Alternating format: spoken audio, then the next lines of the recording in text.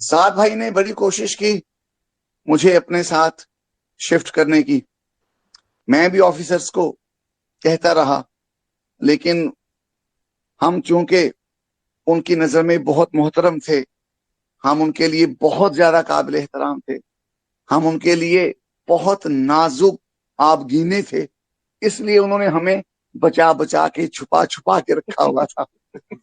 तो फिर बिलाखिर साद रिजवी साहब कायदे मोहतरम ने फरमाया एक मौके पे इंतजामिया से राब्ता करके कि आप खुर्रम रियाज शाह साहब को मेरे साथ शिफ्ट करें।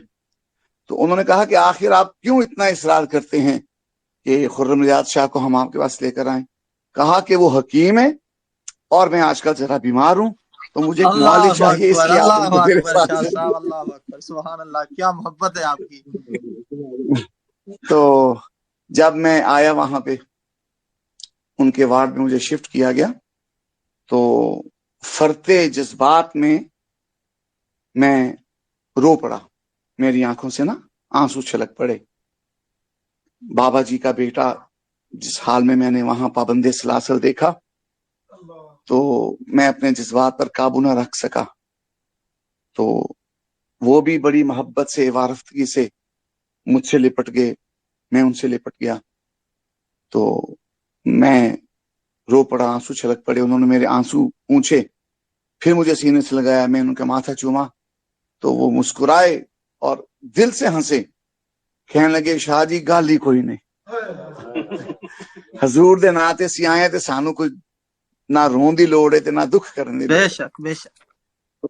और मैंने उनको एक नजर गौर से देखा, तो मैंने कहा, सरकार तुसी ते बाबा मोटे हो गए हो।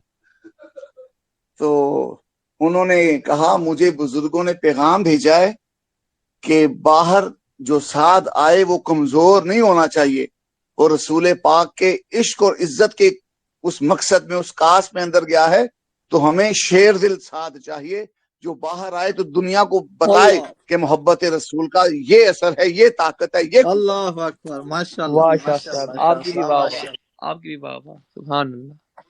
और साद रिजवी साहब के सराहने वहां किताबों का अंबार लगा रहता है। और जनाब 2 रातें उन्होंने मुझे सोने नहीं दिया। वो गोशा इल्म अदब वो जेल की कोठरी में खोले रखा, तो ना खुद सोए ना मुझे सोने दिया। सारी रात बज़्मे सुखन सजी रही, इंज भी सजन वाह वाह, ऊंज भी सजन वाह वाह, ये आलम रहा। और जनाब फिर जब मेरे रिलीजिंग ऑर्डर आए, तो मुझे बाबा जी अलैहि रहमा की रिहाई याद आई कि सैयद ज़हीरुल हसन शाह साहब किबला ने इनकार कर दिया था कि मैं बाबा जी को छोड़कर नहीं जाऊंगा।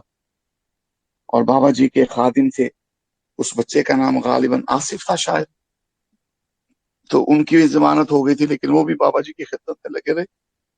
तो मैंने कायदे मोहतरम हजरत मौलाना साद रिजवी साहब को कहा, अगर आप हुक्म देते हैं तो मैं चला जाता हूं, वरना ये मैं आपके पास बैठा हूं। तो वो मुस्कुराए, बड़ी मोहब्बत से उन्होंने मेरा हाथ थामा, कहने लगे, आप रिहा होंगे तो मुझे अपनी रिहाई से ज्यादा खुशी नसीब होगी, और आप जाएं, मेरा पैगाम दें कि लब्बैक या रसूल अल्लाह की सदाएं बुलंद करने वाले हजूर के नाम पर जो जेलों में आए, जब तक वो सारे के सारे अपने घरों में नहीं पहुंच जाते, साद रिजवी भी अपने घर नहीं जाएगा। ये उनकी आली होश लगी है, और यही क़यादत है। उलमा इकबाल ने कहा था ना, निगाह बुलंद सुखन दिल नमाज जहां पुरसोज, यही है रख्त सफर मीर कारवां के लिए।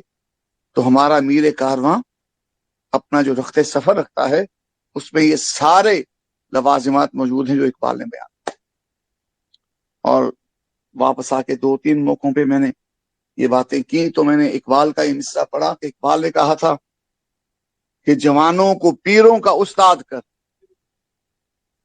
तो वल्लाह मैं अपनी बात कर रहा हूं, मैं कई मर्तबा सोचने पे मजबूर हुआ कि वो कौन सा जवान होगा अब जो पीरों का उस्ताद होगा। वो जवान था, वो तो मौला अली जवान था जो पीरों का उस्ताद बना। वो जवान तो हुसैन था जो पीरों का उस्ताद बना। वो जवान तो उसामा बिन जैद था जो पीरों का उस्ताद बना। वो जवान तो मोहम्मद बिन कासिम था जो पीरों का उस्ताद बना। وہ جوان تو فتح علی ٹیپو تھا جو پیروں کا استاد بنا. اب وہ جوان ملت کہاں سے لائے گی جو پیروں کی استادی کا حق نبھائے گی؟